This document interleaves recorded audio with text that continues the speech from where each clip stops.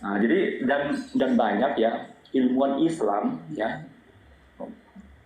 yang istilahnya levelnya tinggi lah ya, profesor siapa saya lupa, nanti bisa ditelusuri juga di Google, yang ilmuwan-ilmuwan Islam yang benar-benar menghormati ini ya ilmu pengetahuan, ada metode penelitiannya apa, mereka memang menolak Injil Barnabas itu.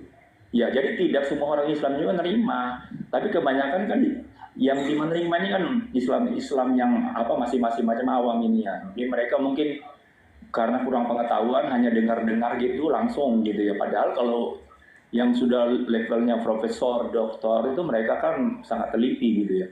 Dan mereka menolak gitu bahwa Injil Barnabas itu dari Yesus itu tidak benar gitu. Ya itu dibilang juga Injil palsu, mereka nolak, udah mau mereka. Karena ada beberapa bagian pun bertentangan dengan Al-Quran malahan. Ya itu yang mesti apa teman-teman juga tahu kan gitu. Terus berhubungan dengan apa Kristen, katanya Kristen itu berada di abad ketiga. Kan sudah sangat jelas di dalam apa perjanjian baru, kata Kristen itu saja sudah diucapkan di apa apa namanya anti anti apa Antioquia kan ada itu tulisannya Kristen. Terus apa kedua ya teman-teman mengatakan itu Nasrani sama dengan apa Kristen. Padahal tidak sama. Ya kalau kita baca di dalam kisah para rasul bahwa Nasrani itu adalah ajaran sesat malahan itu disebutkan gitu. Jadi kalau macam orang Kristen, ya kadang-kadang kan ada yang macam ngomong dia itu Nasrani karena dia terpengaruh dengan orang-orang Islam mungkin sering mengucapkan itu dan dia mengira sama kan. Sehingga dia bilang saya ini Nasrani gitu. Karena dia tidak tahu, tapi kalau dia sudah baca di kisah para rasul dia tidak akan mau dibilang Nasrani gitu. Karena di situ sudah dibilang Nasrani itu ajaran sesat gitu. Ya itu apa sementara teman-teman. Silakan teman-teman tanggapi. Mungkin ada yang masih saya lupa yang tadi diomongin nanti. Kalau saya terikat nanti saya jelasin lagi. Boleh saya boleh saya lanjut. Baik, terima kasih. Yang pertama-tama saudaraku bolo-bolo, ini terlalu banyak bermain dalam suatu kata-kata sebanyak. Seperti yang dikutip tadi, firman menjadi manusia. Arti kata kalau Anda membedakan antara Allah dengan menyamakan Allah dengan Yesus itu, ya itu sudah satu sosok dua pribadi. Dia juga gitu. Ini permainan kata-kata sebenarnya, karena makanya diluruskan itu kalau firman itu kalau nabi itu pembawa risalah, bukan dia firman, tetapi firmannya itu adalah kitab, itu firman. Jadi bukan individunya atau makhluknya atau manusianya atau yang diutus. Itu yang pertama. Yang kedua, saya katakan, saudaraku mengatakan kami Islam belajar sejarah. Oke, baik, saya terima tentang hal itu, tetapi saya pun akan mengajak saudara Kristen saya untuk belajar berlogika, gitu. Untuk belajar berlogika. Tidak mungkin dua saksi mendengarkan itu, tapi perbedaan dari makhluk semacam Lukas dan yang lain itu berbeda gitu. Di dalam Bible itu banyak perbedaan satu sama lain. Tidak mungkin mereka saksi di situ. Gitu, itu yang kedua, itu belajar berlogika saya anggap. Yang ketiga, kalau ada yang mengatakan Al-Quran itu tidak termaktub sejarah dalam Al-Quran, banyak sekali dikisahkan di situ tentang sejarah Nabi Musa, ya, Nabi Ibrahim, itu banyak sejarah sebelum Al-Quran atau sebelum Nabi Muhammad SAW itu diutus gitu. Jadi sejarah bergelimpangan di dalam Al-Quran. Maksud dan tujuan sejarah itu ya untuk meluruskan pembelokan-pembelokan yang dilakukan oleh para peneliti-peneliti. Termasuk yang saya ketahui bahwa Bible ini 4 kitab di dalam Bible ini itu kan meneliti sebenarnya. Jadi bukan mendengarkan langsung, tetapi meneliti tentang sejarah itu. Nah itulah yang dibelokkan gitu. Makanya datang Al-Quran meluruskan semuanya, sejarah-sejarah yang dibelokkan. Itu aja, terima kasih saudaraku, silakan. Oke, Gus diambil alih kembali. terima kasih Pak Jepri atas pemaparannya. Oke, sebelum ke Kang Gre dan Kang Begitu Amat ya. Oh, turun si Yan. Siapa? Teman kita. Bolo-bolo. Oh bukan, Rob turun ya? Atau terlempar? terlempar, mungkin terlempar itu. Ya silahkan yang mau naik silakan ajukan permohonan karena aku nggak bisa naikkan kalau kalian nggak mengajukan permohonan. Aku akan menambahkan sedikit sebelum ke Kang Gray dan ke Kang Gitu Amat ya. Masalah yang disampaikan tadi saksi, apakah benar Matius, Markus, Lukas, Yohanes itu saksi mata kejadian? Hilang suaranya, Gus. Sebentar. Suaranya hilang. Yo. Sinyal. Sinyalnya. Tes, sudah terdengar? Oke, Iya, bagus. Oke, sebentar. Oke, jadi begini ya. Apakah kan tadi kan Bolo-Bolo mengatakan saksi mata ya, dan dia tidak berantai, tidak dari si A, si B ke si C terus ditulis, tidak begitu ya. Itu hadis, kalau hadis begitu ya. Jadi dia merupakan sanad atau aliran yang mengalir dari sumber utama sampai ke berikutnya sehingga dibukukan, dan itu pun nanti hadis itu ada uji kesahihan. Makanya hadis itu tidak absolut seperti Al-Qur'an gitu ya. Oke. Itu tipologi hadis seperti itu. Sedangkan Bolo-Bolo mengatakan bahwa penulis perjanjian baru itu adalah saksi mata. Apakah itu benar? Ya. Yang terbental sebentar. Ini ternyata terbental. Sebentar aku naikkan lagi ya. Oke.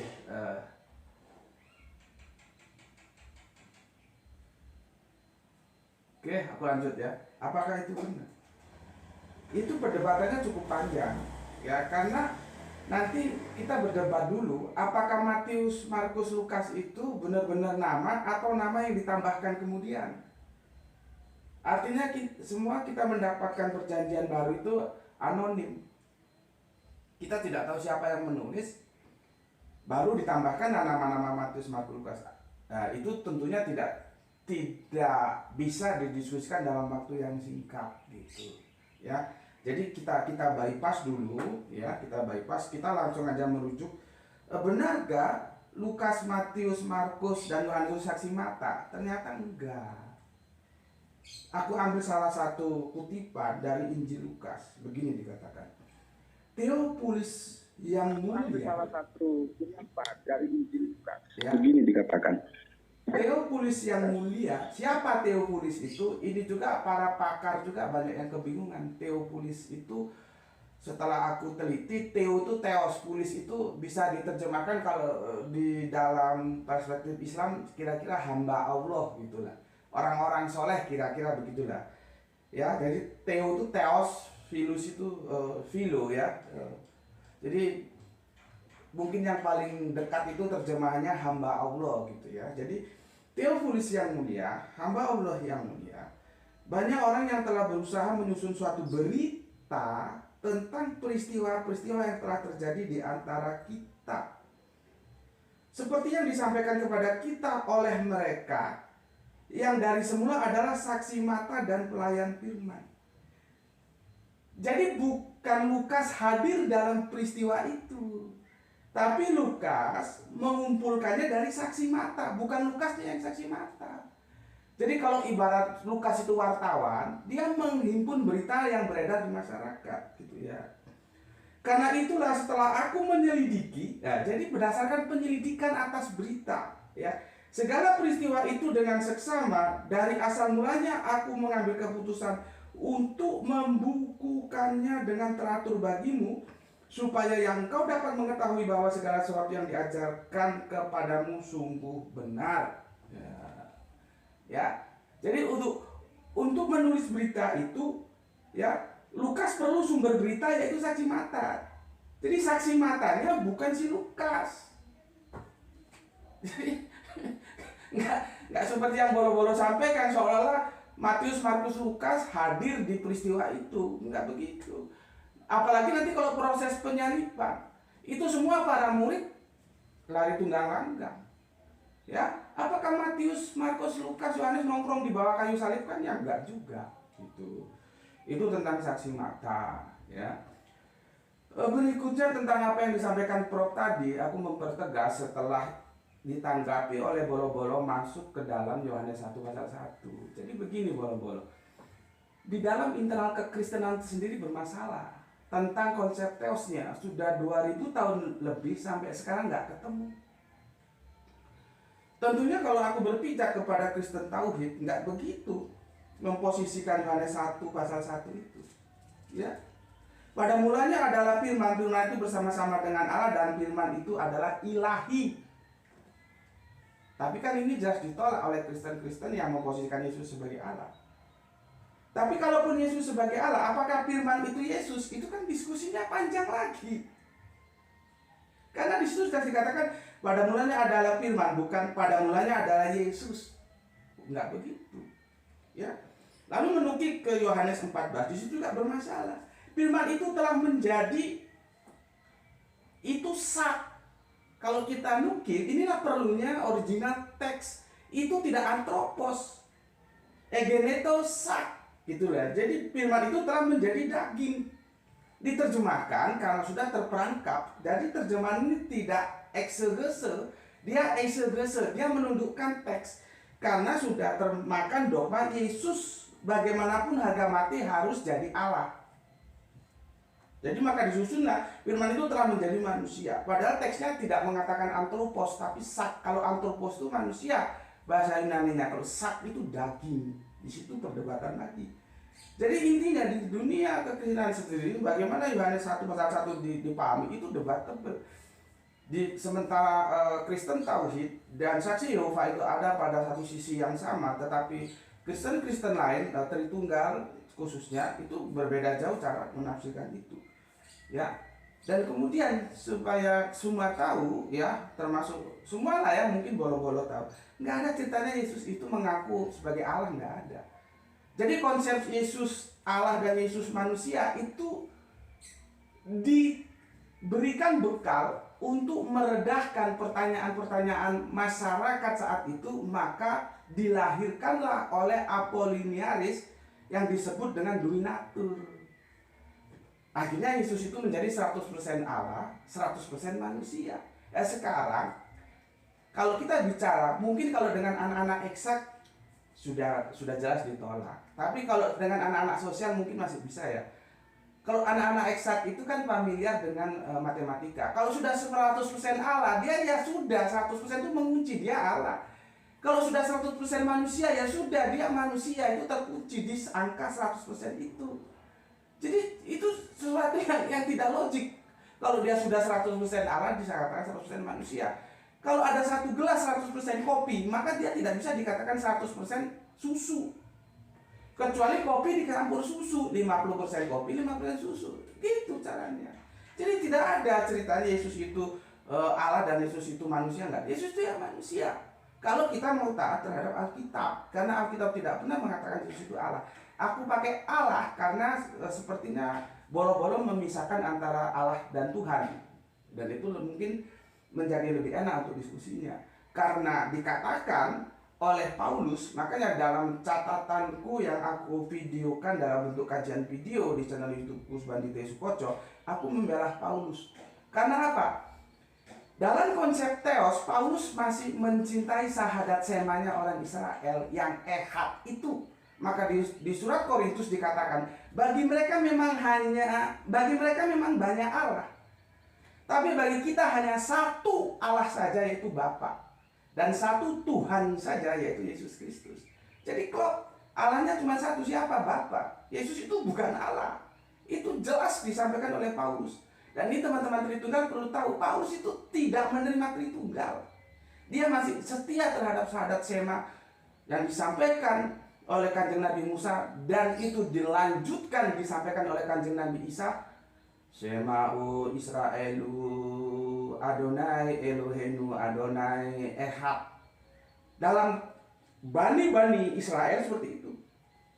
Nanti masuk ke dalam Bani Ismail, disampaikanlah Kul huwallahu ahad. Jadi seperti yang dikatakan hadis Kanjeng Nabi, ada 124.000 nabi. Seutama-utama yang keluar dari lisan para nabi itu adalah la ilaha illallah. Itu menjunjung tinggi tauhid, tidak menghadirkan sosok yang lain di luar yang satu itu, gitu ya. Itu tentang Yohanes 1 tadi ya. Jadi tidak ada ceritanya, itu adalah yang dibangun oleh Apollinaris ya, binatur 100% Allah 100% manusia. Kemudian tentang Nasrani dan Kristen. Memang kalau kita mau lihat dulu bagaimana perikopnya tentang Nasrani dibilang sesat. Gitu. Yang bilang sesat itu siapa? Jadi jangan kita bilang oh Nasrani bilang sesat terus ada teman Nasrani. Karena aku sedang membimbing seseorang yang mengklaim dia Nasrani. Itu Ustaz Jeffrey tahu lah. Ya. Dia sudah tidak mengaku Yesus itu disalib dan dia menolak semua kitab-kitab Paulus. Kami Nasrani Pak, bukan Kristen. Dan penyaliban itu tidak terjadi pada Yesus. Supaya tidak menjadi tanda tanya, Pak Jeffrey tentunya tahu satu nama yang kita doakan semoga mendapatkan pencerahan, Pak Esau. Pak Jeffrey kenal kan? Betul Gus, betul Gus. Dia kan mengklaim Nasrani dan dia tidak mau disamakan dengan Kristen gitu. Ya. Jadi aku harus sebentar sedikit lagi ya. Di Antioquia disebut Kristen, itu Yesus sudah nggak ada. Itu kan zamannya Paulus gitu loh. Dan itu awalnya ejekan. Pengikut Yesus itu diejek Kristen. Kristen itu kan term itu kan artinya pengikut. Akhiran AN kemudian dibaca EN itu pasti Gus Dur. Pengikut Gus Dur, Gus Durian. Gitu loh. Pengikut Kristus, Kristen, kemudian menjadi Kristen. Itu dialek aja yang berbeda. Dulu diajak-ajak. Ya. Pengikut Kristen, kemudian jadi nama. Itu di Antioquia, itu dituliskan Kisah Para Rasul. Yesus siapa tahu? Enggak tahu. Yesus sudah berakhir. Ya. Maka kalau kita mau rujuk, seharusnya apa? Ya Nasrani ini, bukan justru Kristen. Itu. Oke. Itu dulu yang aku bisa sampaikan, tapi sebetulnya topik kita bukan ke sini, ini melebar kemana-mana. Topik kita sebetulnya Yesus itu apa, Isa itu apa, Yesus. Tetapi karena ya begitulah kalau kita diskusi agama. Mungkin Mas Grey ya Gus, coba saya tanggapi dulu gitu ya. Jadi jangan kalian semuanya ngomong, terus nanti saya dikasih terakhir. Jadi terlalu banyak yang mau dijawab gitu. Kan saya lupa juga gitu jawabnya yang mana. Kalau lupa dicatat Mas. Aku juga akan mencatat. Gak mungkin aku hafal semua yang kamu ngomong. Nah sebab ini pembicaranya melebar kemana-mana gitu. Iya, jadi tidak fokus gitu. Aku kan juga sudah bilang tadi, belum 1 menit. Diskusi kita sebetulnya awalnya Yesus, Isa atau bukan kan begitu. Tapi hostnya adil. Ini sampai lari di mana-mana gitu. Walaupun Anda sekali ngomong, waktu Anda 10 kali dari waktu kami semua. Hostnya adil. Ya, jadi aku harus Udah lebih baik satu tangga. Aku harus membagi. Tapi satu kan lebih enak gitu. Aku harus membagi dulu. Nanti kalau Mas Grey misalkan nggak siap, gitu aman nggak siap, langsung ke bolo-bolo gitu loh. Supaya semua dapat bagian. Grey siap Grey atau parkir dulu? Siap. Oke, 86. Monggo silakan, aku dan tempat kami persilakan.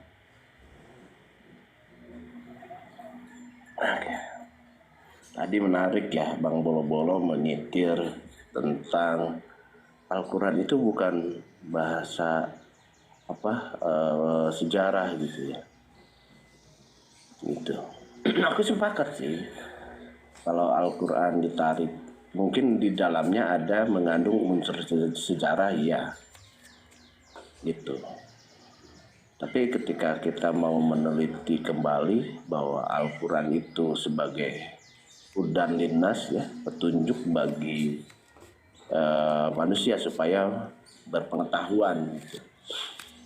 Nah, jadi ketika berbicara Yesus atau di dalam Al-Quran ada kata Isa gitu kan, ya mungkin ada hal yang serupa terkait Israeliat ya gitu kan. Ini dalam proses tarjim aja atau terjemahan aja gitu. Tapi kalau merujuk kepada teks aslinya gitu ya, nah Al-Quran ini tidak berubah meskipun gaya penulisannya berubah-ubah gitu malah ya gaya penulisannya, baik Basrah maupun Kufa itu juga. Tapi nah di situ ada yang namanya kaidah di dalam bahasa tulisan tersebut sehingga bisa diidentifikasi bahwa ini meskipun turunannya gitu ya, kita bisa melihat tuh karena dia mempunyai timbangan bahasa. Itu menariknya ya.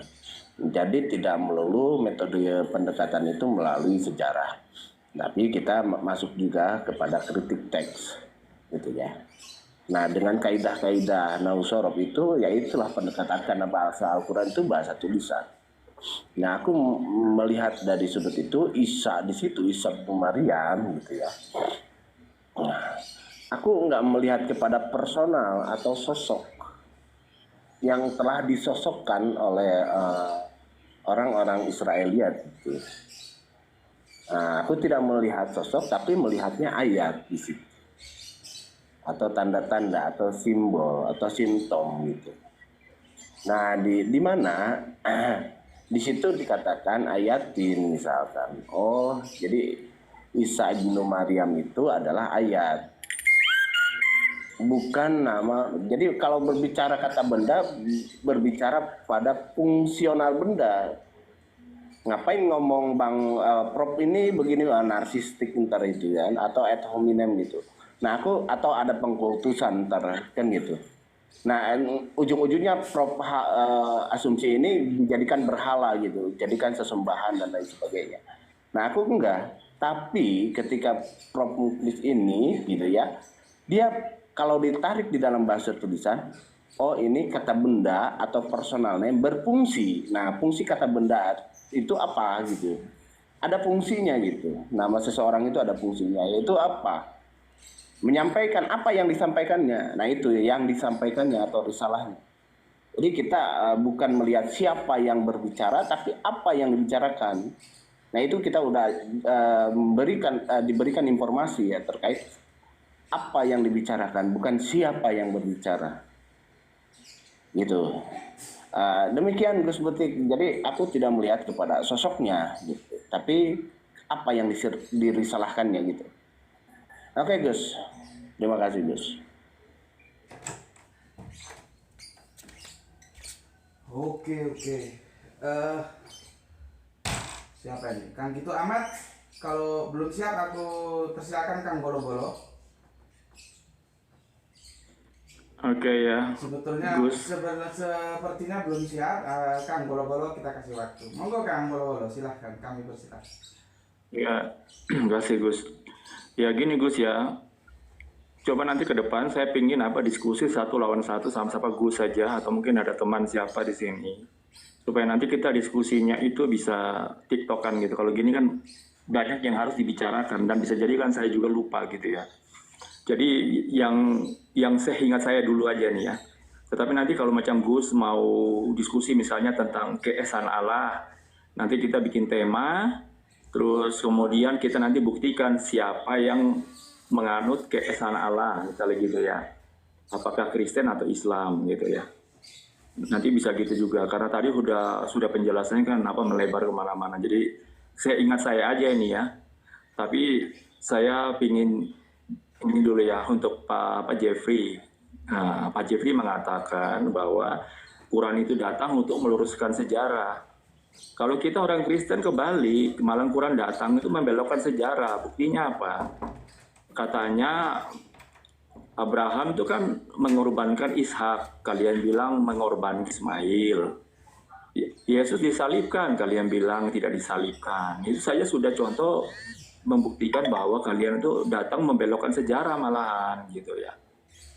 Nah itu yang harus ini ya saya sampaikan juga. Terus kemudian yang disampaikan oleh Gus Betik ya mengutip bahwa Lukas itu mengadakan penelitian bahwa semua murid-muridnya itu bukan muridnya langsung gitu ya mengadakan penelitian. Lukas itu memang tidak masuk di dalam 12 murid, tapi dia masuk ke yang golongannya 90 murid itu ya ring keduanya. Bahkan ada yang ring ketiganya pun ada gitu ya. Tetapi maksudnya Lukas itu kan dia tidak langsung, maksudnya itu bertemu Yesus itu kan mulai dari kecil gitu ya, dari lahir kan gitu. Jadi dia mesti juga mengumpulkan. Jadi kan dia mulai mengenal Yesus waktu dia menjadi murid Yesus. Setelah Yesus naik ke surga pun Lukas Lukas ini bakal menjadi muridnya Petrus juga gitu ya. Jadi karena gini ya, oh ya supaya saya tidak lupa ya. Jadi teman-teman mesti tahu posisinya ya. Waktu Yesus naik ke surga ya, sebelum dia naik itu dari antara 12 murid itu dia mengangkat Petrus sebagai pimpinan dari semua murid-murid itu ya, 12 yang 90 yang murid-murid lainnya yang di luar itu pun itu adalah pemimpinnya tuh Petrus. Bahkan Paulus pun ya di bawahnya Petrus gitu. Jadi kalau macam kalian bilang itu Paulus tuh bikin dogma gini-gini, kita orang Kristen tuh malah tertawa karena kita tahu ya bahwa pimpinannya tuh Petrus. Dan kalian kalau baca di surat-surat Petrus itu, di situ pun dia membenarkan Paulus. Berarti dia sebagai pimpinan setuju Paulus itu tidak menyimpang pengajarannya berdasarkan yang diajarkan oleh Yesus. Ya, jadi kalian tahu ya, kalau macam kita di Katolik, saya kan Katolik, Paus pertama yang macam kita nyatakan sebagai Paus pertama itu ya itu Petrus itu, kemudian diteruskan ke Paus-Paus berikutnya. Itulah perbedaan kita dengan Protestan. Kalau Protestan itu meyakini bahwa waktu Petrus itu diangkat sampai di situ aja, tidak diteruskan ke generasi-generasi berikutnya. Makanya mereka tidak mengakui Paus gitu ya. Jadi supaya juga sedikit tahu sejarahnya itu. Oke, kita kembali lagi ya. Jadi sekarang kita tahu bahwa posisinya itu di dalam kekristenan itu ada pimpinannya, dan pimpinannya itu adalah Petrus gitu. Jadi kalau banyak teman-teman ngomong seolah-olah ini Paulus yang membuat Kristen itu menjadi sesuatu yang macam lucu di mata kita gitu ya. Dan Paulus itu selalu menjelaskan itu berdasarkan keempat Injil itu. Kalau macam dia menyatakan sesuatu yang bertentangan dengan keempat Injil itu, ya itu tidak boleh gitu. Jadi semua surat-surat yang di dalam Perjanjian Baru itu harus berdasarkan keempat Injil itu, tidak boleh bertentangan. Kalau macam ada yang bikin mempertentangkan, ya berarti dia punya pikirannya itu yang kontradiksi. Kalau diteliti itu tidak ada pertentangan, gitu ya. Oke, sekarang saya kembali ke yang dikatakan oleh Lukas ya, bahwa dia tuh mengadakan penelitian. Dia maksudnya tuh penelitian tuh kan dia kan tidak bertemu Yesus itu dari lahir, maka dia kan mesti bertanya juga kepada ibunya Yesus, kepada Bunda Maria kan, Yesus ini seperti apa waktu kecil misalnya gitu kan. Tetapi dia waktu penyalipan itu ya juga sebagai saksi-saksi matanya itu gitu ya. Nah, nanti kita jelaskan pada waktu Yesus disalib itu siapa aja yang dibawa salib kan gitu. Oke, kita sekarang lanjut. Ya, jadi dengan apa sendirinya yang disampaikan oleh Macan Lukas itu tidak seperti yang dipikirkan oleh Gustaf Pembetik. Seolah-olah itu Lukas ini seperti wartawan yang antah berantah datang dari dunia mana terus kemudian interview orang gitu ya. Enggak, dia termasuk di bagiannya itu, murid-murid itu sebenarnya. Ya, cuma tidak dari kecil kan, dia itu bertemu kan setelah Yesus itu mulai mengabarkan kabar berita. Mas, boleh saya intervensi sedikit? Kenapa? Jadi gini, aku tidak dalam posisi mengatakan ya Lukas itu dari negeri antah berantah, enggak. Itu loh. Dia itu termasuk kan ada yang bilang dokter tabibnya. Iya, dokter ya, memang dokter. Bagus gitu. Bukan itu yang aku mau sampaikan. Aku akan membantah kalau kamu bilang semua penulis-penulis itu saksi mata. Itu.